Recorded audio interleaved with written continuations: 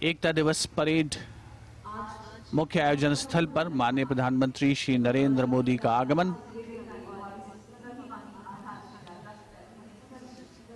तिरपन ध्वजवाहक ये विहंगम दृश्य केवड़िया स्थित स्टैच्यू ऑफ यूनिटी परिसर का, जो आज देश प्रेम के रंगों में सराबोर नजर आ रहा है। आज यहां न केवल देश प्रेम से ओतप्रोत माहौल है, बल्कि गुजरात की समृद्ध सांस्कृतिक विरासत का भी परिचय होगा लोक नृत्य के माध्यम से, जिसे माननीय प्रधानमंत्री महोदय के समक्ष प्रस्तुत किया जाएगा।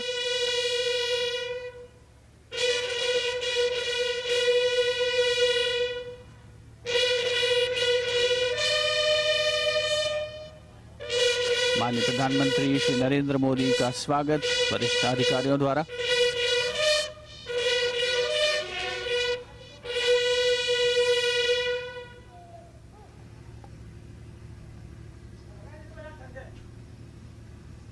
भारत को एकजुट रखने का हमारे मोदी जी सरकार का जज्बा है, जिसका हम की राष्ट्रभाषा उनके एक भारत के स्वप्न को सभी भारतीयों में सीखने में जिंदा रखने का जिन्होंने जिनका होगा कि हमारे माननीय प्रधानमंत्री श्री नरेंद्र मोदी जी की हमारा जो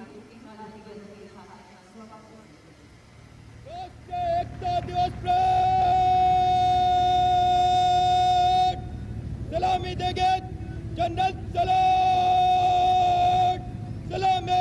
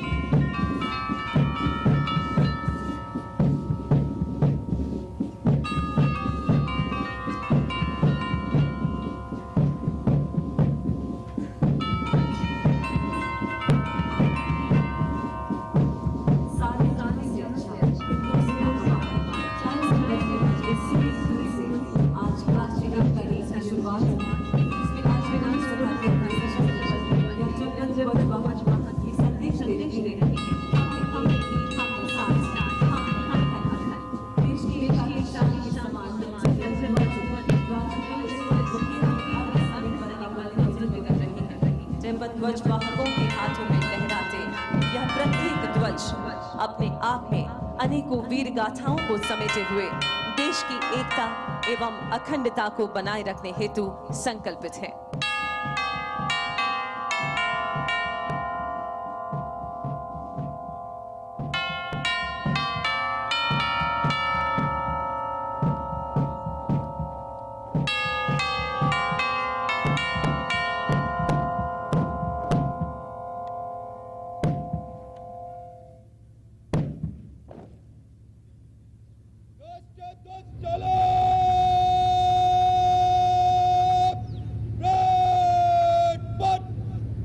आप सभी से निवेदन है कि राष्ट्रध्वज के आगमन पर राष्ट्रध्वज के सम्मान में अपने स्थान पर खड़े हो जाएं और वर्दीधारी सैल्यूट करें।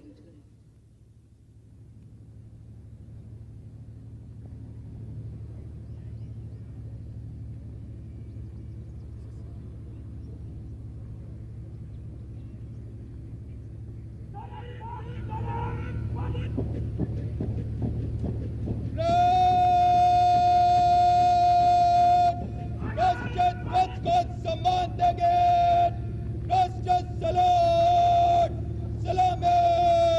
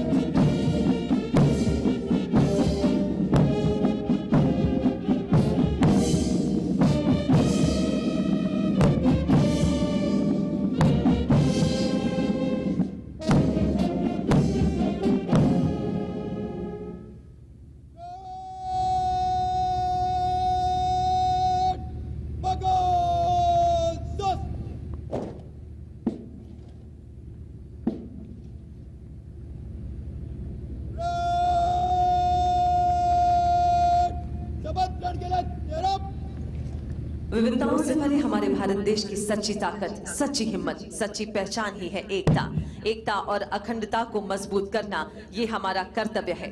इस वचन को चरितार्थ करने का बीड़ा उठाया है माननीय प्रधानमंत्री श्री नरेंद्र मोदी जी ने, और इसलिए एकता के प्रेरक पूज्य सरदार पटेल की जन्म जयंती को राष्ट्रीय एकता दिवस के तौर पर मनाने का निर्धार किया गया है।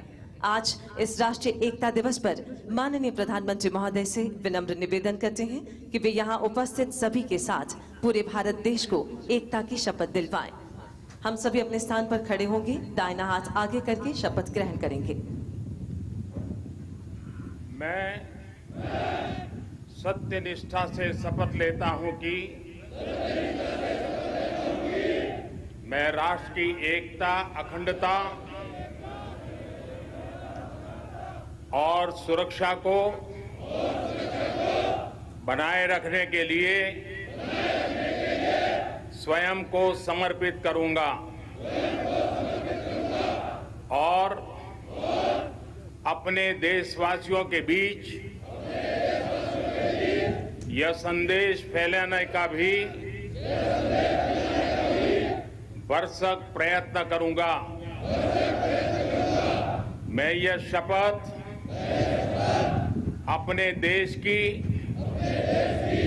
एकता की भावना से ले रहा हूं, जिसे सरदार वल्लभ भाई पटेल की दूरदर्शिता एवं कार्यों द्वारा संभव बनाया जा सके। मैं अपने देश की आंतरिक सुरक्षा सुनिश्चित करने के लिए अपना योगदान करने का भी सत्यनिष्ठा से संकल्प करता हूं।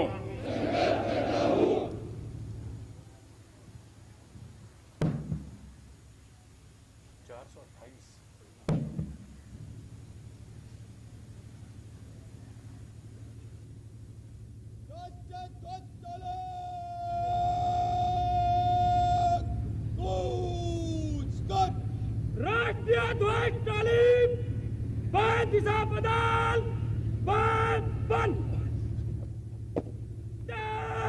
चल।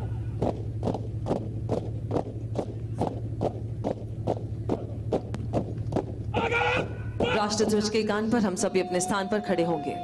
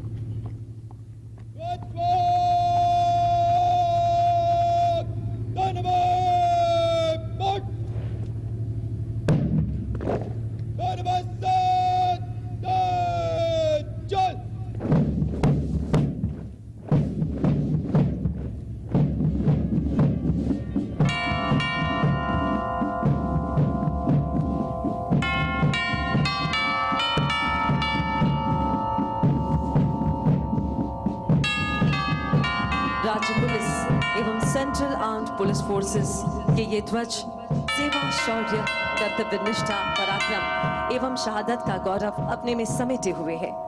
इस वर्ष राज्य पुलिस बल के प्रतिनिधि परेड में शामिल नहीं है, किंतु सरदार पटेल के मंत्र को आत्मसात करते हुए राज्य पुलिस बलों की पूर्ति राज्य पुलिस ध्वज वाहक के रूप में सेंट्रल आर्म्ड पुलिस फोर्सेस के जवान कर रहे हैं, जो उस राज्य के निवासी हैं, जो भारतीय संस्कृति की विविधता में एकता के सार तत्व को मूर्त रूप चरितार्थ कर रही है।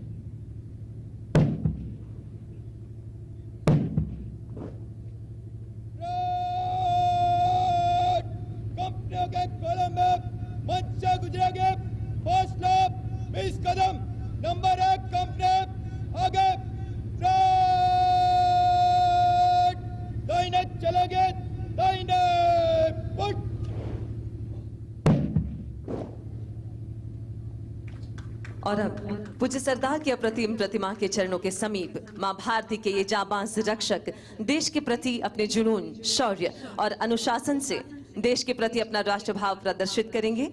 इस परेड के जरिए अखंड भारत का संदेश देती ये परेड अब मंच की ओर अग्रसर होगी।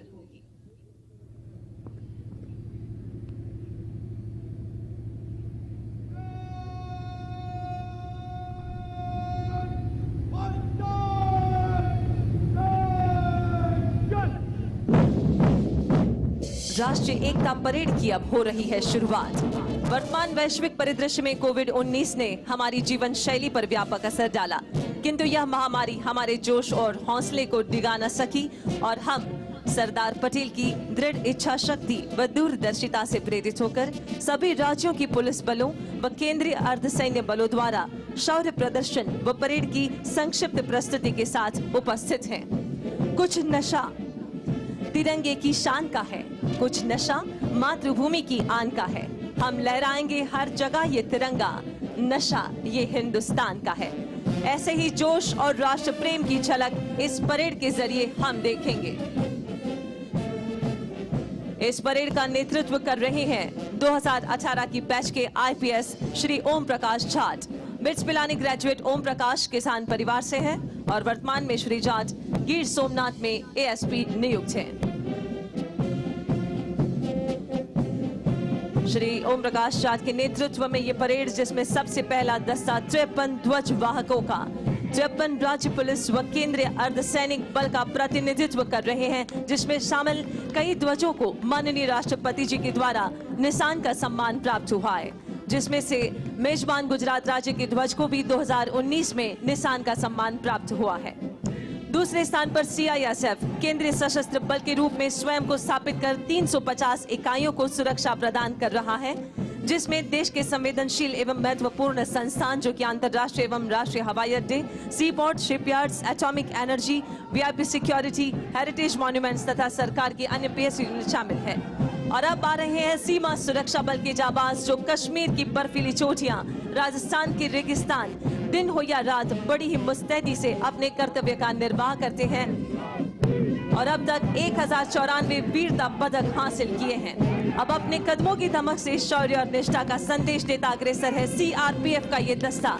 इन्हें गर्व है अपने बल के इतिहास पर, जिन्होंने सरदार के एक भारत के सपने को साकार करने में अपनी भूमिका निभाई थी। देश में आंतरिक सुरक्षा की जरूरत में राष्ट्र की पहली पसंद सीआरपीएफ के जाबाज योद्धा है। अगला मार्चिंग दस्ता गुजरात राज्य पुलिस के सीधे भर्ती किए गए पुलिस इंस्पेक्टर्स, जो कि वर्तमान में गुजरात पुलिस अकादमी कराई गांधीनगर में प्रशिक्षण ले रहे हैं, commandant DYSP Shri PD Vaghela के नेतृत्व में। मेजबान राज्य गुजरात अपनी विकासशीलता से विश्व में बनाया है, जिसने अपना एक अलग ही मकाम। वैसे गुजरात राज्य सरकार की नीतियों, आदेशों, निर्देशों का पालन कर कानून और व्यवस्था को बनाए रखने में गुजरात पुलिस, जो कि विनम्रता से यहाँ प्रदर्शित कर रही है अपना आतिथ्य भाव। उसके बाद आप देख सकते हैं गुजरात पुलिस का अश्वदल, जिसका नेतृत्व कर रहे हैं police inspector Shri MS Barot. इस दल में 17 घोड़े शामिल हैं और यह अश्वदल वीवीआईपी सुरक्षा, पायलटिंग, दंगा फसाद, पहाड़ी और ग्रामीण इलाकों में तैनात होते हैं। इस अश्वदल ने राष्ट्रीय और अंतर्राष्ट्रीय घोड़सवारी प्रतियोगिता में कई मेडल्स प्राप्त किए हैं। और अब आज की भव्य परेड की शोभा बढ़ाते हुए शाही अंदाज में हर वर्ष राजपथ पर गणतंत्र दिवस परेड में विशेष आकर्षण का केंद्र रहने वाला सीमा सुरक्षा बल का अनूठा ऊंट दस्ता अपने पूरे साजो श्रृंगार सहित आपके सामने से गुजर रहा है, जिस पर सवार है राजसी शान लिए सीमा सुरक्षा बल के रणबांकुरे, जिनके समतुल्य समूचे विश्व में अन्य कोई नहीं। और अब विविध फोर्सेस के ताकत के समान स्पेशल व्हीकल्स का प्रदर्शन, जिसमें सबसे आगे है आरपीएफ का segue, ASC Shri Bhuvnesh IRPFS के नेतृत्व में। सेगवे एक स्वच्छ, प्रदूषण मुक्त और इको फ्रेंडली दोपहिया इलेक्ट्रिक वाहन है। इससे महत्वपूर्ण रेलवे स्टेशन की प्रभावी निगरानी में वृद्धि हुई है और रिस्पांस टाइम कम हुआ है, जिससे आरपीएफ की दक्षता व उत्पादकता में कई गुना वृद्धि हुई है। और अब आपके सामने आईटीबीपी का all terrain vehicle, Bharat Tibet सीमा पुलिस का ऑल टेरेन व्हीकल, जो कि लद्दाख, सिक्किम एवं अरुणाचल प्रदेश के एक्सट्रीम हाई एल्टीट्यूड वाले दुर्गम एवं कठिन क्षेत्र में जवानों द्वारा सीमा पर निगरानी रखने के लिए पेट्रोलिंग के दौरान प्रयोग किया जाता है। इस विशेष वाहन के होने से जवान न केवल शीघ्र बल्कि सुरक्षित रहकर सीमा पर निगरानी रखने की जिम्मेदारी का निर्वहन करते हैं। और अब आ रहे हैं एनडीआरएफ। चाहे कैसी भी भयंकर आपदा हो, एनडीआरएफ की उपस्थिति मात्र राहत और विश्वास का संदेश देती है।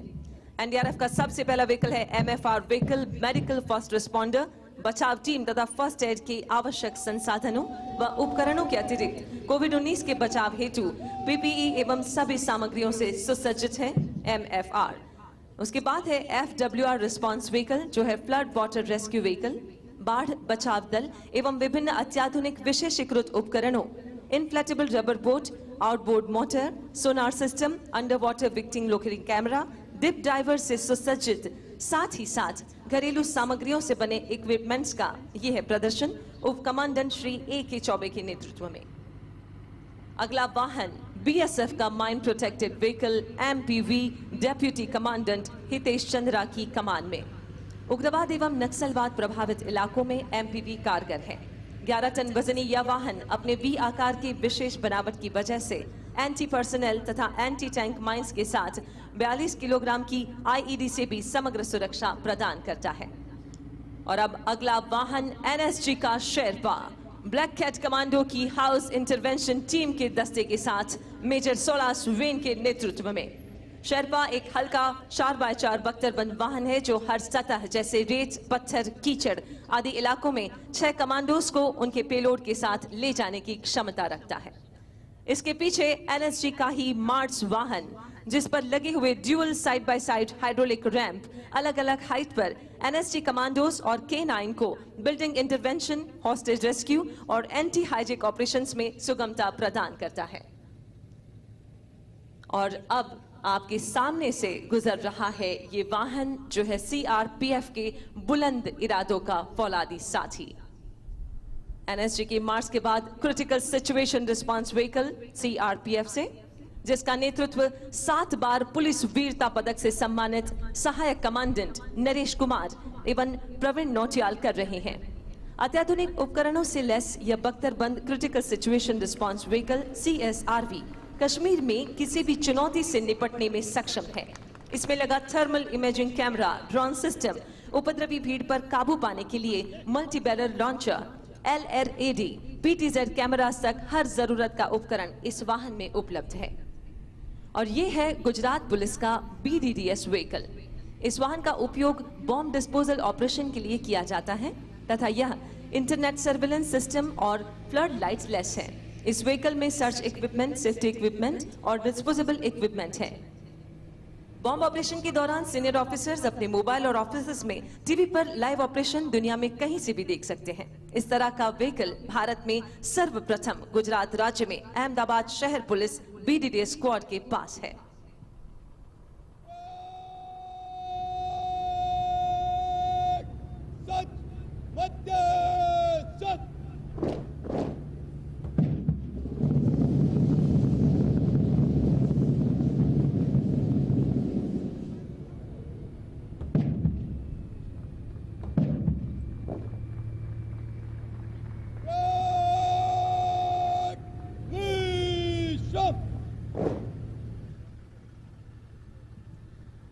विविध रूप धरने वाली, विश्व सुख सुधा करने वाली, तुम पुरवाई तुम ज्वाला हो, वसुधा का रूप निराला हो। नारी शक्ति के इन विभिन्न रूपों में से पराक्रम को प्रदर्शित करने के लिए सीआरपीएफ की वुमेन वॉरियर्स प्रस्तुत कर रही हैं राइफल ड्रिल। हम सब के लिए यह गर्व की बात है कि सीआरपीएफ की 6 महिला बटालियन की वुमेन वॉरियर्स पूरे देश में पुरुषों के साथ कंधे से कंधा मिलाकर देश की सेवा कर रही है। आपको यह जानकर अत्यंत हर्ष होगा कि वीरता के लिए अनेक पुरस्कार प्राप्त करने के अलावा सीआरपीएफ की इन विमेन वॉरियर्स के पास यूनाइटेड नेशंस पीसकीपिंग मिशन में जाने वाले विश्व के प्रथम ऑल वुमेन कंटिजेंट होने का भी गौरव प्राप्त है। अपने शौर्य, अनुशासन, संतुलन और तालमेल को एक सूत्र में पिरोकर आपके सामने सीआरपीएफ वुमेन वॉरियर्स का राइफल ड्रिल प्रदर्शन।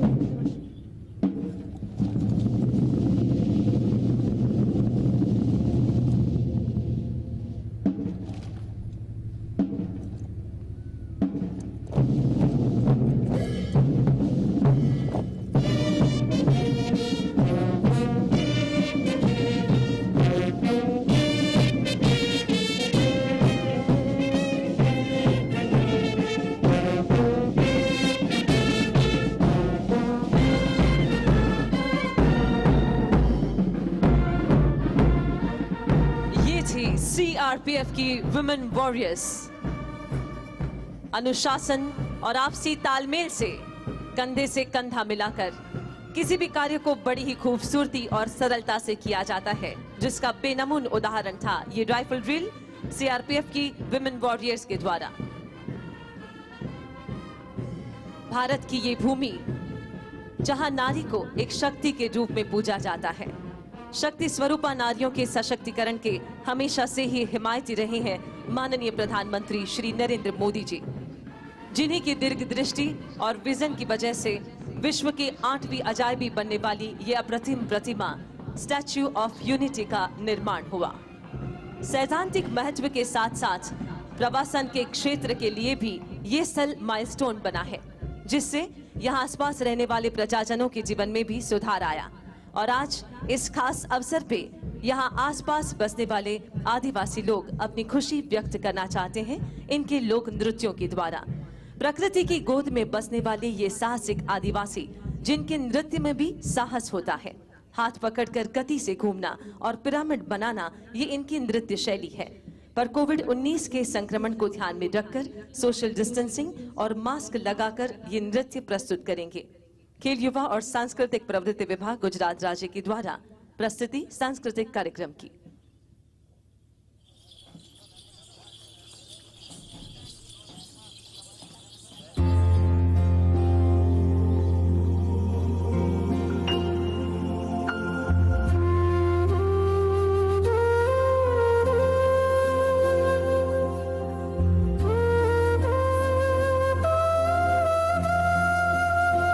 राठवा नृत्य, मेवासी नृत्य, डांगी नृत्य, साग बारा का होली नृत्य और दाहोद के होली नृत्य की प्रस्तुति यहाँ से इन आदिवासी कलाकारों के द्वारा उनके त्योहारों में और ज्यादातर लोक उत्सवों में उनकी खुशी व्यक्त करते हैं इन लोक नृत्य के द्वारा।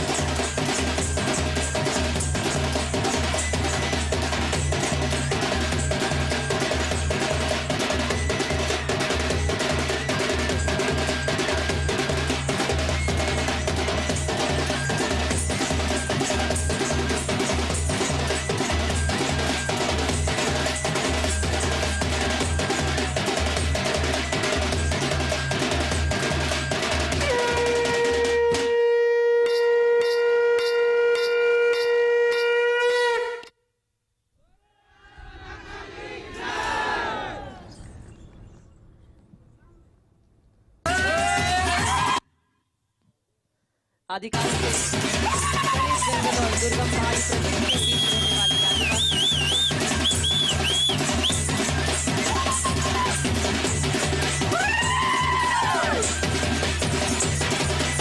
आज इस राष्ट्रीय एकता दिवस पर आसपास रहने वाले आदिवासी लोगों ने अपने खुशी प्रकट की।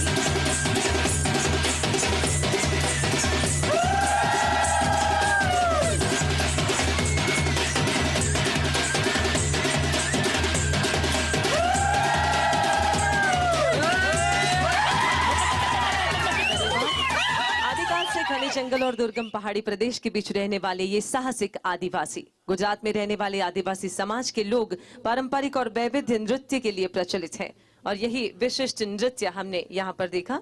मास्क पहनकर और एक दूसरे को स्पर्श किए बिना ये आदिवासी नृत्यों की प्रस्तुति अत्यंत सराहनीय थी। आज राष्ट्रीय एकता दिवस। सरदार वल्लभ भाई पटेल एक ऐसा अकिंचन व्यक्तित्व, पूरी दुनिया के यही एकमात्र ऐसे उप प्रधानमंत्री थे जिनकी मृत्यु पर उनकी जमा राशि थी सिर्फ 263 रुपए, जिसने अपना सारा जीवन राष्ट्र के लिए न्यौछावर कर दिया। वे लौह पुरुष भी इसलिए कहलाए क्योंकि उनकी कर्तव्य निष्ठा, उनका शिस्त, उनका अनुशासन भी लोहे की तरह सख्त था। इस प्रतिमा के आधार स्तंभ में भले ही लोहा हो, पर हमारे सरदार की प्रतिभा के आधार स्तंभ थे सादगी, त्याग, निस्वार्थ वृत्ति और चारित्र्य। ऐसे कर्मयोगी राजपुरुष को हम देख तो नहीं पाए, लेकिन आज इन्हीं की प्रतिमा के सन्मुख हैं। तब आइए उन्हीं की वाणी सुनकर उनकी साक्षात उपस्थिति को महसूस करते हैं। 12 अक्टूबर 1947 को दशहरे के उपलक्ष्य में भाषण देते हुए उन्होंने संगठित हिंदुस्तान का आह्वान किया। दुनिया भर में जितना इल्म है उससे ज्यादा हमारे लोग में दिमाग है, लेकिन हम संगठित चल नहीं सकते हैं। व्यक्तिगत अलग अलग अपनी राय रखते हैं, वो नहीं चलना चाहिए। हमें समाज को संगठित करना चाहिए। तो वो चीज करने के लिए पहले तो हमारे आज कोई भी झगड़ा का काम हो, फिसाद का काम हो, टंटा का काम हो, छोड़ देना चाहिए। 5 साल काम कर लो। और हम लोग तो अब जरीफ हुए, बुढ़े हुए, हमारा काम तो एक गुलामी में से छोड़ाना था, वो तो पूरा हो गया। लेकिन उठाने के लिए नौजवान तैयार न हो तो फिर बहुत मुश्किल हो जाए। तो ये नहीं है कि हमारे नौजवानों में दिमाग नहीं है, दिमाग तो बहुत है, तेज है, ज्यादा तेज हो गया, उससी मुसीबत होती है। जितना हो जाती तेज, इससे ज्यादा हो जाती है। तो हर चीज में हम एक प्रकार की सबकी गलती निकालने का हमारा दिमाग आगे चलता है। तो एक क्रिटिकल दृष्टि हमने बनाई है कि हर चीज की चेष्टा करनी, टीका करनी, टिप्पण करना है उसके पर। लेकिन हमें प्रैक्टिकल चीज, कोई व्यवहारू चीज करनी हो तो फिर किताब देखते हैं, किताब में क्या लिखा है, उससे काम नहीं होता। तो हाथ पर चलाने की बात है।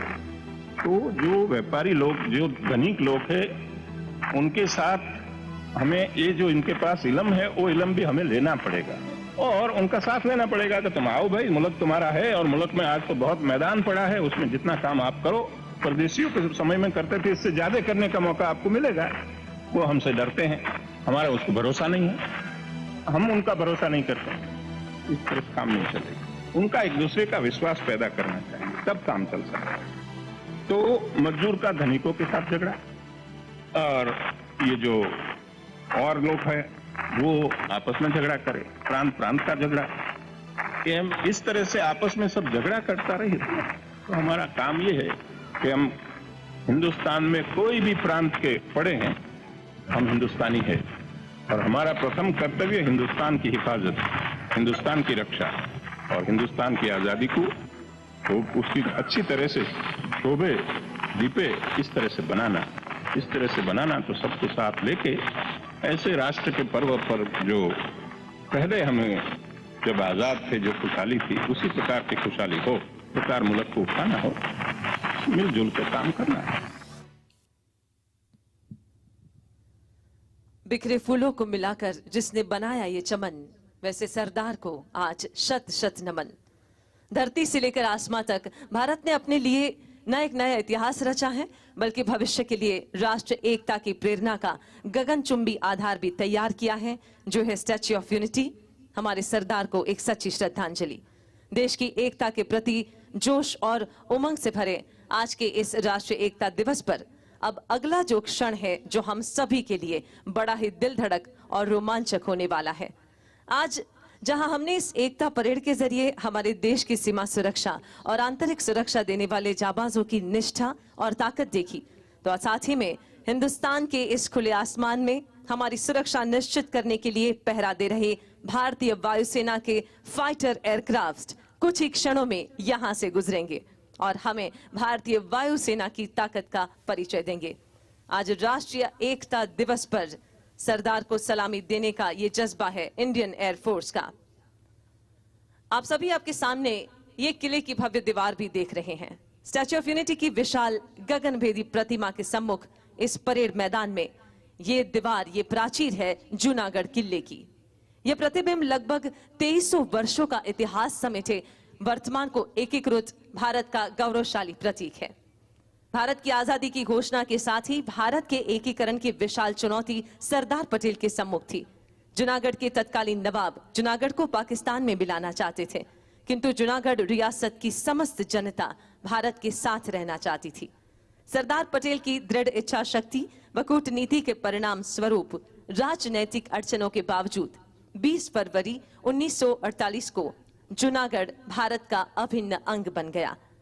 जनता की भावनाओं का सम्मान करते हुए तमाम चुनौतियों के बावजूद भी जूनागढ़ का भारत में विलय करके सरदार पटेल ने भौगोलिक एकीकरण के साथ साथ भावनात्मक एकता का भी बीज बोया।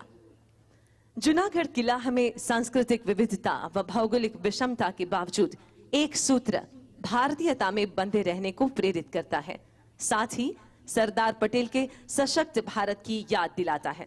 आइए जोरदार तालियों के साथ हम हमारी श्रद्धा, हमारा प्यार उन तक पहुंचाते हैं।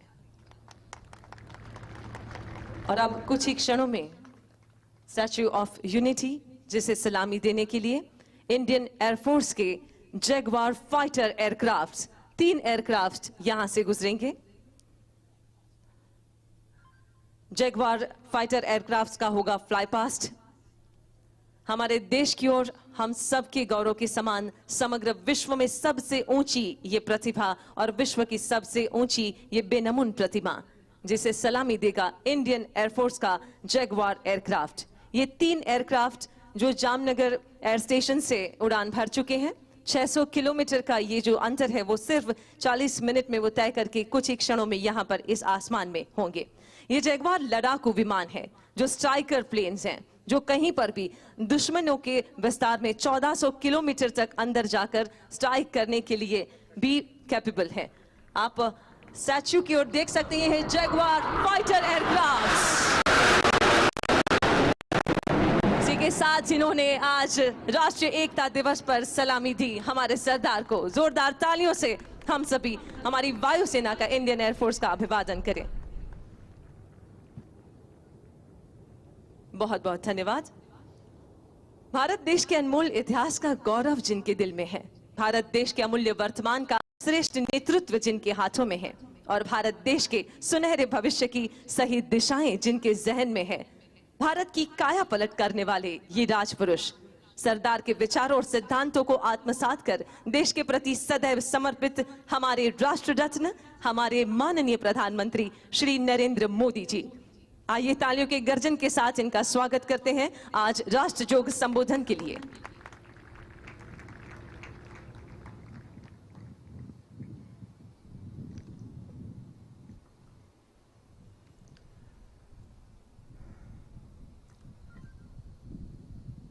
हम सब ने अभी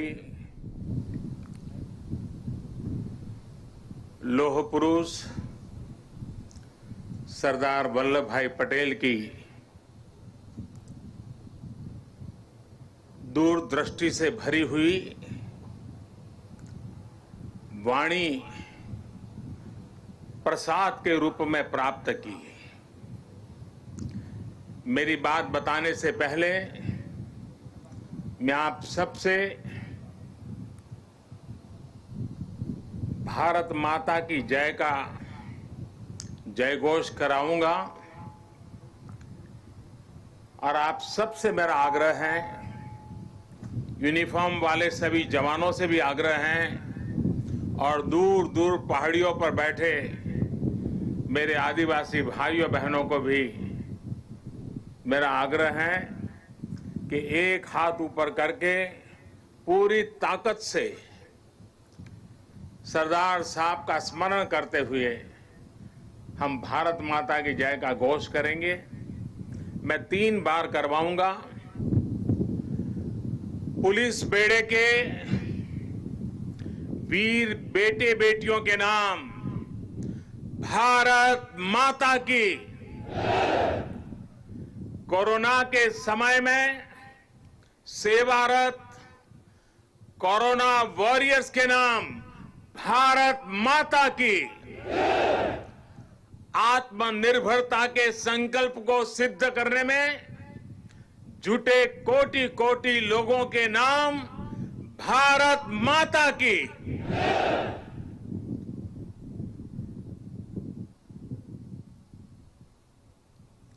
मैं कहूंगा सरदार पटेल, आप लोग 2 बार बोलेंगे, अमर रहे, अमर रहे। सरदार पटेल, सरदार पटेल, सरदार पटेल। सभी देशवासियों को सरदार वल्लभ भाई पटेल की जन्म जयंती की बहुत बहुत शुभकामनाएं।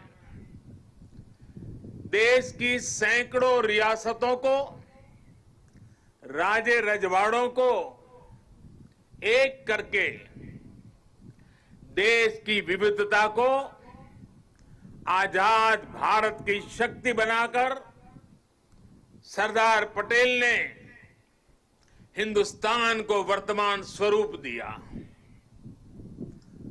2014 में हम सभी ने उनके जन्मदिन को भारत की एकता के पर्व के रूप में मनाने की शुरुआत की थी। इन 6 वर्षों में देश ने गांवों से लेकर महानगरों तक, पूरब से पश्चिम तक, कश्मीर से कन्याकुमारी तक सभी ने एक भारत श्रेष्ठ भारत के संकल्प को पूरा करने का प्रयास किया है। आज एक बार फिर यह देश मां भारती के महान सपूत को, देश के लौह पुरुष को श्रद्धा सुमन समर्पित कर रहा है।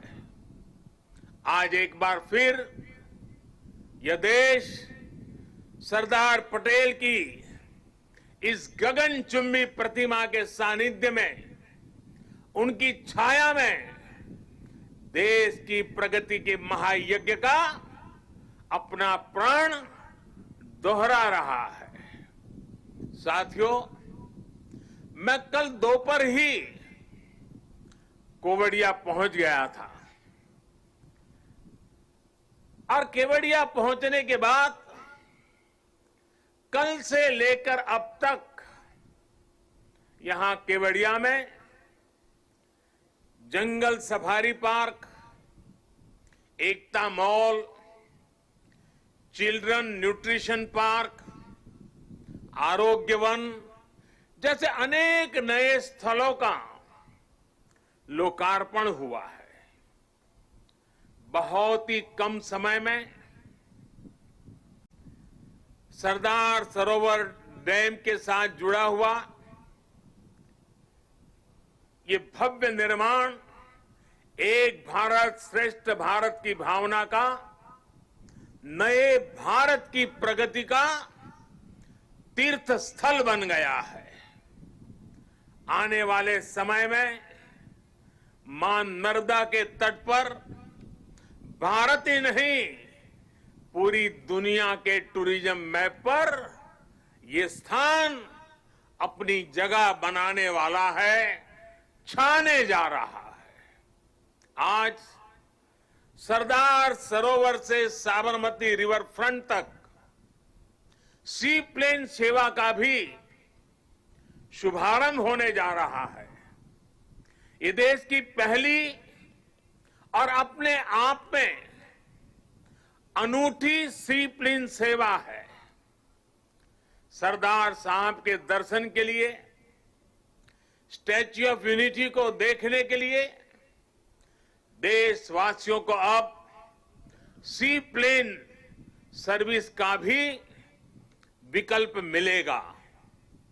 ये सारे प्रयास इस क्षेत्र में पर्यटन को भी बहुत ज्यादा बढ़ाने वाले हैं। इससे यहां के लोगों को, मेरे आदिवासी भाई बहनों को रोजगार के भी नए मौके मिल रहे हैं। इन उपलब्धियों के लिए भी मैं गुजरात सरकार को, गुजरात के सभी नागरिकों को और सभी 130 करोड़ देशवासियों को बधाई देता हूं। साथियों, कल जब मैं सारे क्षेत्रों पे पूरे दिन जा रहा था और वहां गाइड के रूप में यहीं आसपास के गांव की हमारी बेटियां जिस कॉन्फिडेंस के साथ, जिस गहराई के साथ, सभी सवालों के जानकारी के साथ, त्वरित उत्तरों के साथ मुझे गाइड कर रही थी, मैं सच में बताता हूं, मेरा मस्तक ऊंचा हो गया। मेरे देश की, गांव की आदिवासी कन्याओं का ये सामर्थ्य, उनकी एक क्षमता अभिभूत करने वाली थी। मैं उन सभी बच्चों को इतने कम समय में उन्होंने जो महारत हासिल की है और इसमें एक नया, एक प्रकार से एक्सपर्टाइज को जोड़ा है, प्रोफेशनलिज्म को जोड़ा है, मैं उनको भी आज हृदय से मेरी इन आदिवासी बेटियों को बहुत बहुत बधाई देता हूं। साथियों, ये भी अद्भुत संयोग है कि आज ही महर्षि वाल्मीकि जयंती भी है। आज हम भारत की जिस सांस्कृतिक एकता का दर्शन करते हैं, जिस भारत को अनुभव करते हैं, उसे और जीवंत और ऊर्जावान बनाने का काम सदियों पहले आदि कवि महर्षि वाल्मीकि ने ही किया था।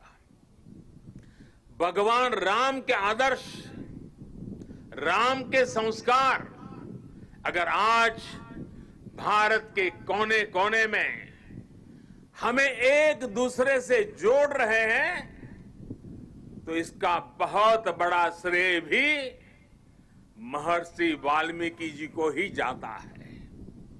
राष्ट्र को, मातृभूमि को सबसे बढ़कर मानने का महर्षि वाल्मीकि का जो उद्घोष था, जननी जन्म भूमिश्च स्वर्गादपि गरीयसी, ये जो मंत्र था, वही आज राष्ट्र प्रथम, इंडिया फर्स्ट का उस संकल्प का मजबूत आधार है। मैं सभी देशवासियों को महर्षि वाल्मीकि जयंती के भी हृदय से हार्दिक शुभकामनाएं देता हूं। साथियों, तमिल भाषा के महाकवि और स्वतंत्र सेनानी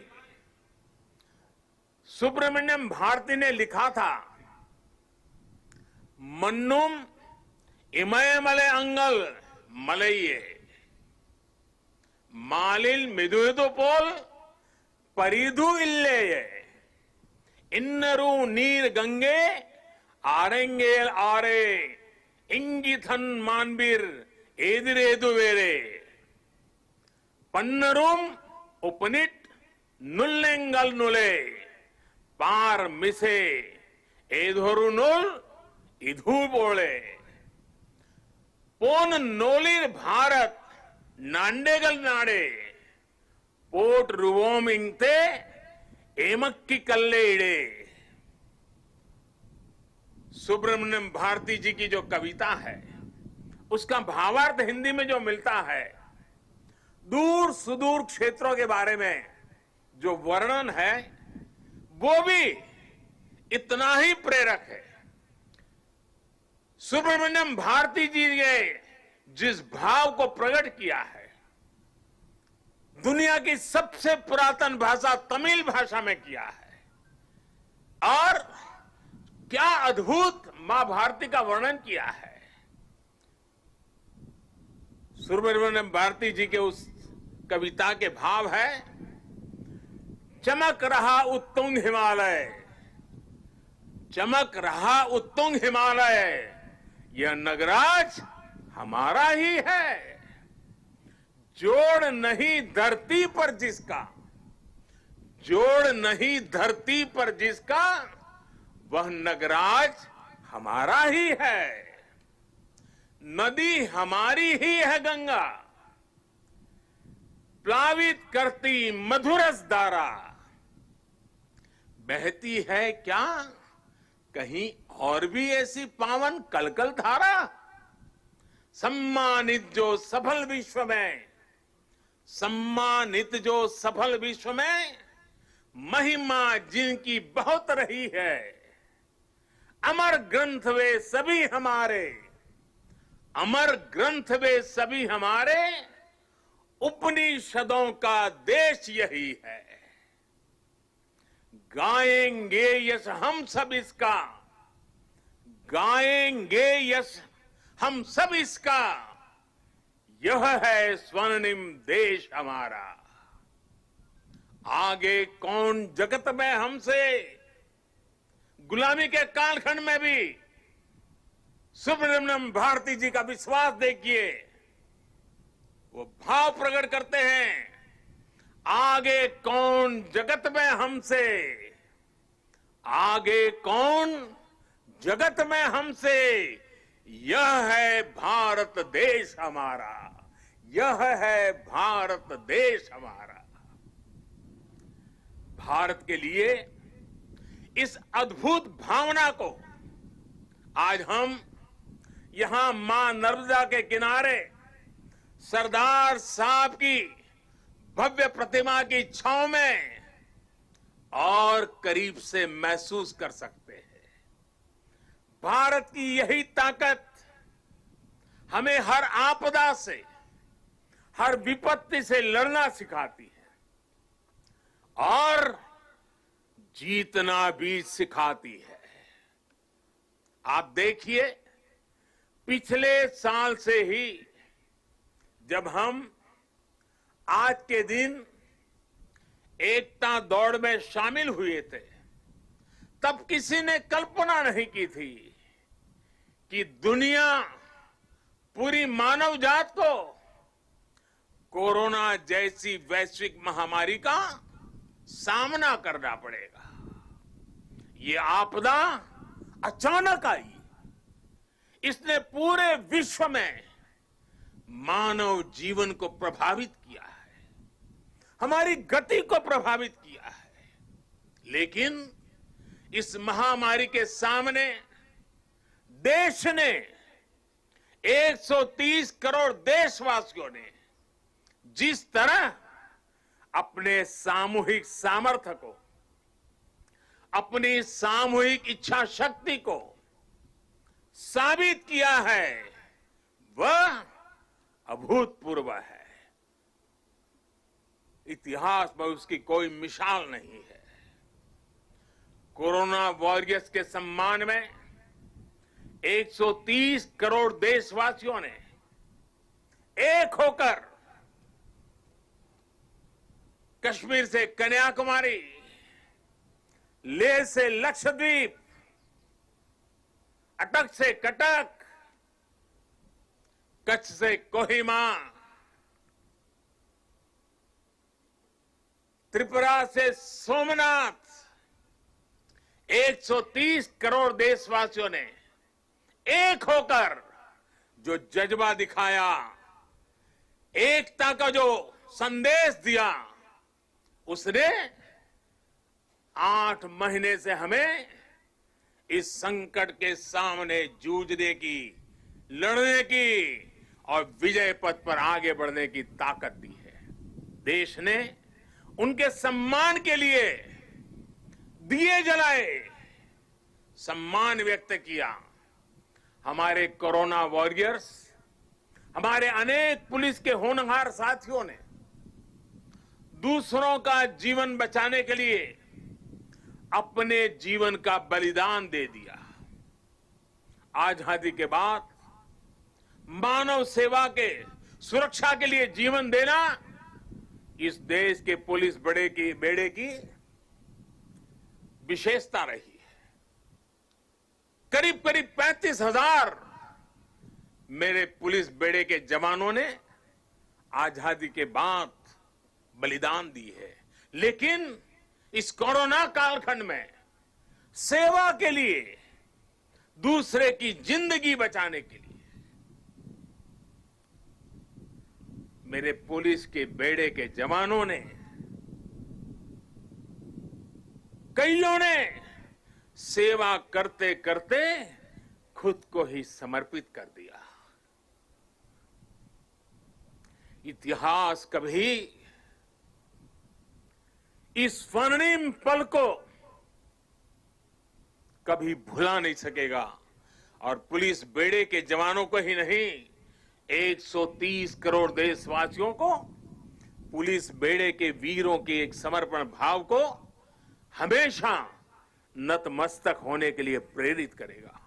साथियों, ये देश की एकता की ही ताकत थी कि जिस महामारी ने दुनिया के बड़े बड़े देशों को मजबूर कर दिया, भारत ने उसका मजबूती से मुकाबला किया है। आज देश कोरोना से उभर भी रहा है और एकजुट होकर आगे भी बढ़ रहा है। ये वैसे ही एकजुटता है जिसकी कल्पना लौह पुरुष सरदार वल्लभ भाई पटेल ने की थी। हम सभी की ये एकजुटता कोरोना के इस संकट काल में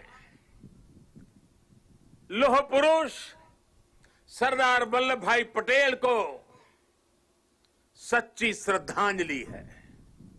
साथियों, विपदाओं और चुनौतियों के बीच भी देश ने कई ऐसे काम किए हैं जो कभी असंभव मान लिए गए थे।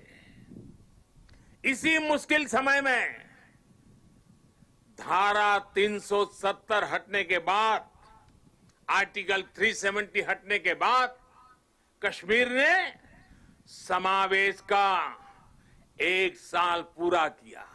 31 अक्टूबर को ही, आज से 1 साल पहले ये कार्यरत हुआ था। सरदार साहब जीवित थे, बाकी राजे रजवाड़ों के साथ ये काम भी अगर उनके जिम्मे होता तो आज इतने सारा आजादी के इतने वर्षों के बाद ये काम करने की नौबत मुझ पे नहीं आती। लेकिन सरदार साहब का वो काम अधूरा था। उन्हीं की प्रेरणा से 130 करोड़ देशवासियों को उस कार्य को भी पूरा करने का सौभाग्य मिला है। कश्मीर के विकास में जो बाधाएं आ रही थी, उन्हें पीछे छोड़कर अब कश्मीर विकास के नए मार्ग पर बढ़ चुका है। चाहे नॉर्थ ईस्ट में शांति की बहाली हो या नॉर्थ ईस्ट के विकास के लिए उठाए जा रहे कदम, आज देश एकता के नए आयाम स्थापित कर रहा है। सोमनाथ के पुनर्निर्माण सरदार पटेल ने भारत के सांस्कृतिक गौरव को लौटाने का जो यज्ञ शुरू किया था, उसका विस्तार देश ने अयोध्या में भी देखा है। आज देश राम मंदिर पर सुप्रीम कोर्ट के फैसले का साक्षी बना है और भव्य राम मंदिर को बनते भी देख रहा है। साथियों, आज हम 130 करोड़ देशवासी मिलकर एक ऐसे राष्ट्र का निर्माण कर रहे हैं जो सशक्त भी है और सक्षम भी हो, जिसमें समानता भी हो और संभावनाएं भी हो। सरदार साहब भी कहते थे, और सरदार साहब के शब्द हैं, दुनिया का आधार किसान और मजदूर है। मैं सोचता हूं कि कैसे किसानों को गरीब और कमजोर ना रहने दूं, कैसे उन्हें मजबूत करूं और ऊंचा सिर करके चलने वाला बना दूं। सरदार साहब का ये सपना था, वो कहते थे। साथियों, किसान, मजदूर, गरीब सशक्त तब होंगे जब वो आत्मनिर्भर बनेंगे, और जब किसान मजदूर आत्मनिर्भर बनेंगे तभी देश आत्मनिर्भर बनेगा।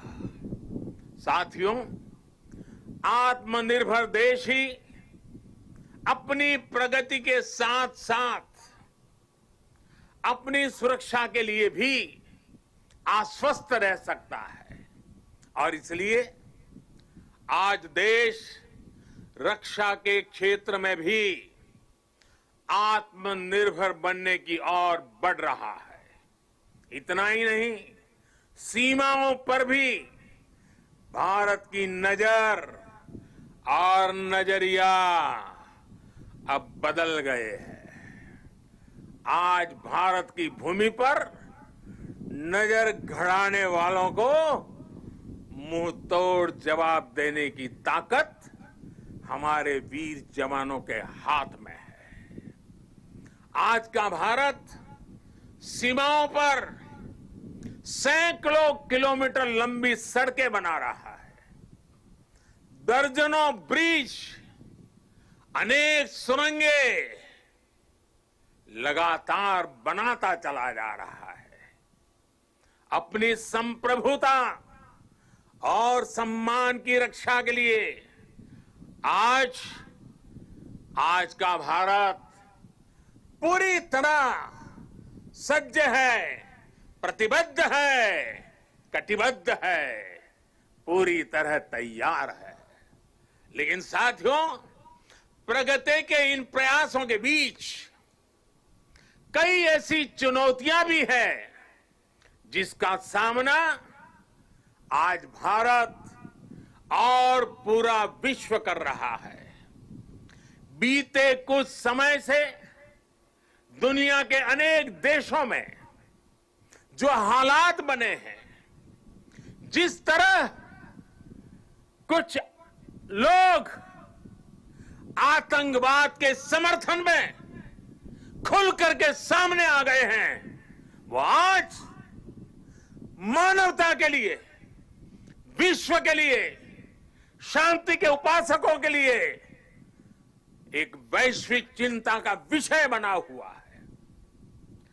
आज के माहौल में दुनिया के सभी देशों को, सभी सरकारों को, सभी पंथों को आतंकवाद के खिलाफ एकजुट होने की सबसे ज्यादा जरूरत है। शांति, भाईचारा और परस्पर आदर का भाव ही मानवता की सच्ची पहचान है। शांति, एकता और सद्भाव वही उसका मार्ग है। आतंकवाद, हिंसा से कभी भी किसी का कल्याण नहीं हो सकता।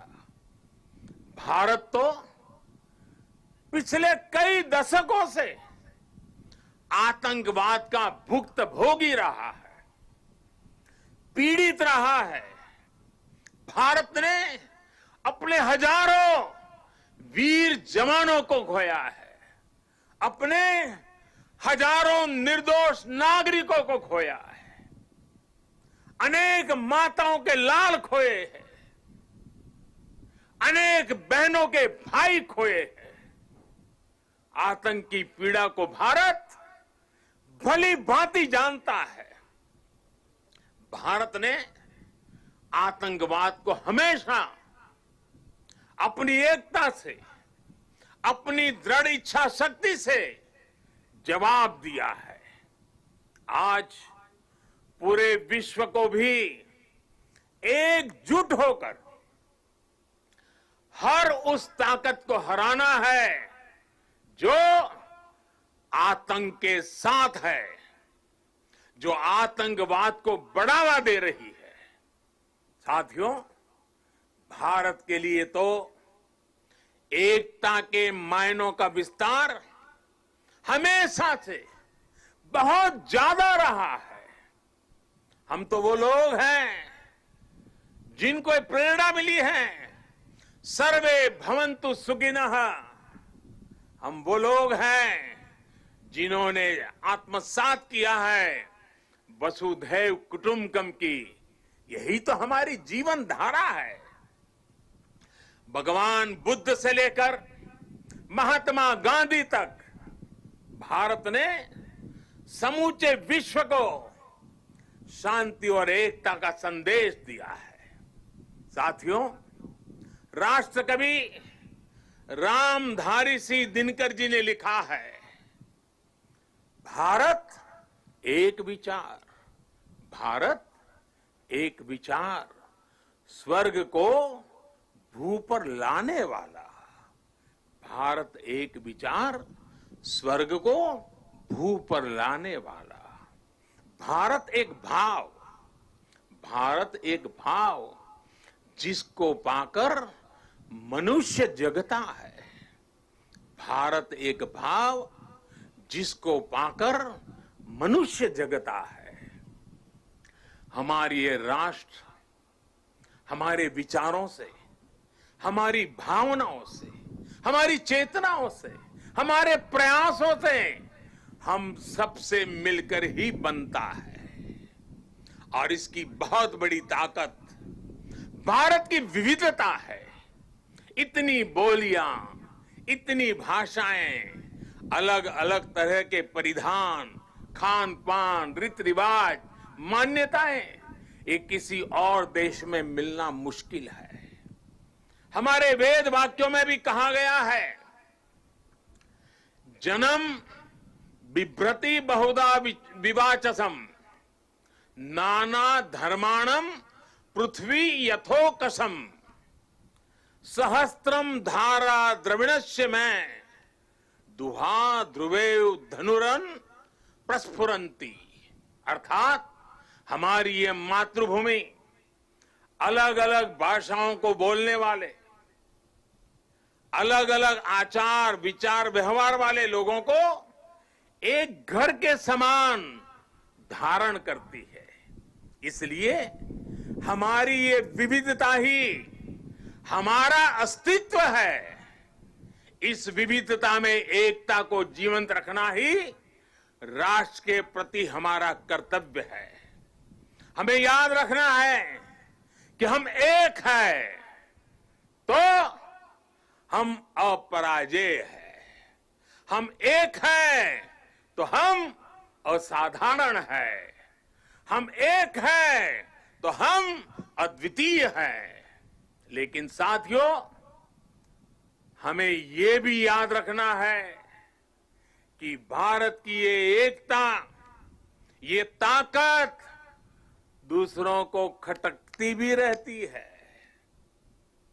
हमारी इस विविधता को ही वो हमारी कमजोरी बनाना चाहते हैं।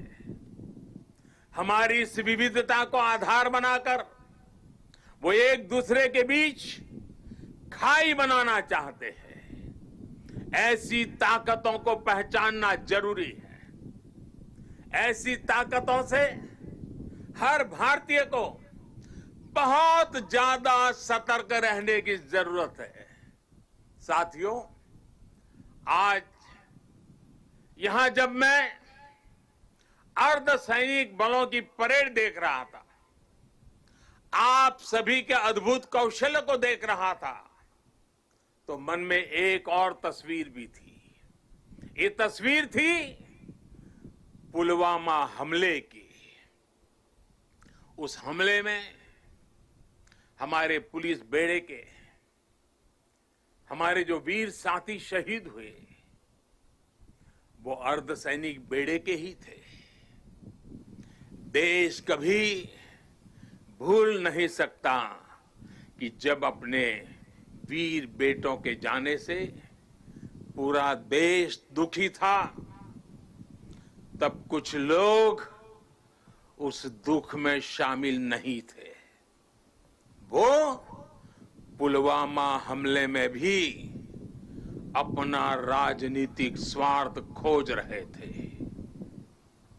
अपना राजनीतिक स्वार्थ देख रहे थे। देश भूल नहीं सकता कि तब कैसी कैसी बातें कही गई, कैसे कैसे बयान दिए गए। देश भूल नहीं सकता कि जब देश पर इतना बड़ा घाव लगा था, तब स्वार्थ और अहंकार से भरी भद्दी राजनीति कितने चरम पर थी। और उस समय उन वीरों की तरफ देखते हुए मैंने विवादों से दूर रह करके सारे आरोपों को झेलता रहा, भद्दी भद्दी बातों को सुनता रहा।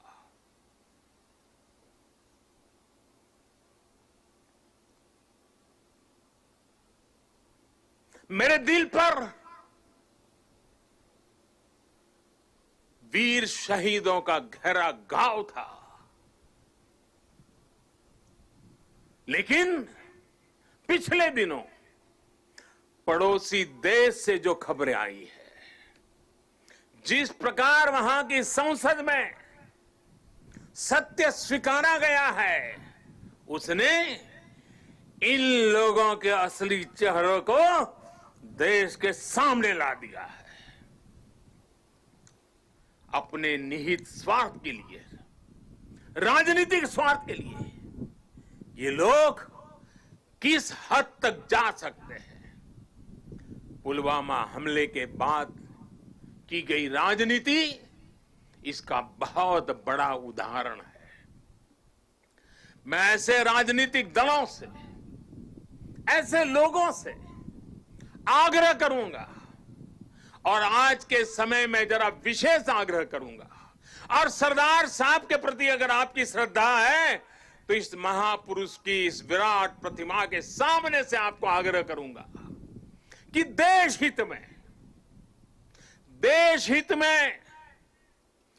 देश की सुरक्षा के हित में, हमारे सुरक्षा बलों के मनोबल के लिए कृपा करके ऐसी राजनीति न करें, ऐसी चीजों से बचें। अपने स्वार्थ के लिए जाने अनजाने आप देश विरोधी ताकतों की उनके हाथों में खेलकर, उनका मोहरा बनकर न आप देश का हित कर पाएंगे और न ही अपने दल का। साथियों, हमें ये हमेशा याद रखना है कि हम सभी के लिए अगर सर्वोच्च कोई बात है तो वो है सर्वोच्च हित, देश हित। सर्वोच्च हित, देश हित। जब हम सबका हित सोचेंगे तभी हमारी भी प्रगति होगी, तभी हमारी भी उन्नति होगी। भाइयों और बहनों, आज अवसर है कि इस विराट भव्य व्यक्तित्व के चरणों में हम उसी भारत के निर्माण का संकल्प दोहराएं जिसका सपना सरदार वल्लभ भाई पटेल ने देखा था। एक ऐसा भारत जो सशक्त होगा, समृद्ध होगा और आत्मनिर्भर होगा। आइए इस पावन अवसर पर हम फिर से राष्ट्र के प्रति अपने समर्पण को दोहराएं। आइए सरदार पटेल के चरणों में नतमस्तक होकर हम ये प्रतिज्ञा लें कि देश का गौरव और मान बढ़ाएंगे, इस देश को नई ऊंचाइयों पर ले जाएंगे। इसी संकल्प के साथ सभी देशवासियों को एकता पर्व की एक बार फिर से बहुत बहुत शुभकामनाएं देता हूं। आदरपूर्वक सरदार साहब को नमन करते हुए, श्रद्धापूर्वक सरदार साहब को श्रद्धांजलि देते हुए मैं देशवासियों को वाल्मीकि जयंती की शुभकामनाएं, सरदार साहब की जयंती की शुभकामनाओं के साथ मेरी वाणी को विराम देता हूं। बहुत बहुत धन्यवाद। बहुत बहुत धन्यवाद माननीय प्रधानमंत्री श्री, आपका तहे दिल से आभार प्रकट करते हैं।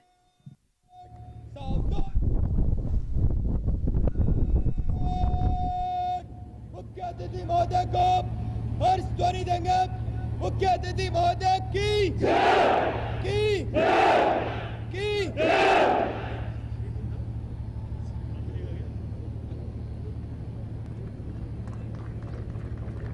सदैव आभार व्यक्त करते हुए माननीय प्रधानमंत्री महोदय का आज इस राष्ट्रीय एकता दिवस पर आपकी उपस्थिति मात्र सबके दिलों में एकता और राष्ट्र के प्रति अपनी निष्ठा को जागरूक करने के लिए बहुत बहुत धन्यवाद।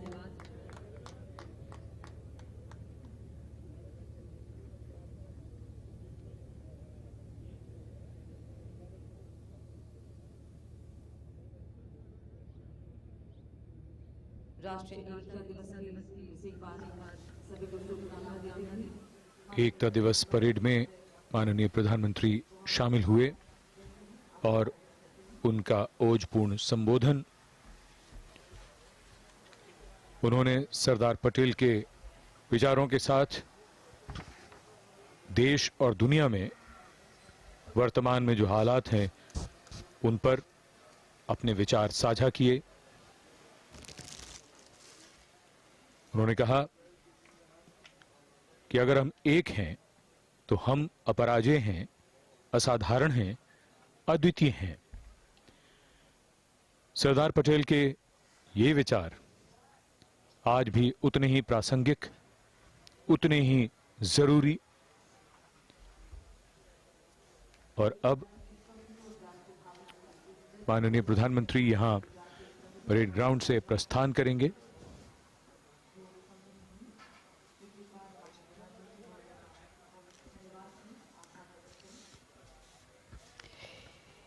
In our faith, we follow in someone's steps. In our faith, we leave footprints to guide others. This is the principle of discipleship. The Honorable Prime Minister Shri Narendra Modi will share what he has imbibed from Sardar Patel's life and philosophy with officer trainees who belong to various civil services that are currently undergoing the 95th Foundation course at Lal Bahadur Shastri National Academy of Administration. As he departs from the parade ground,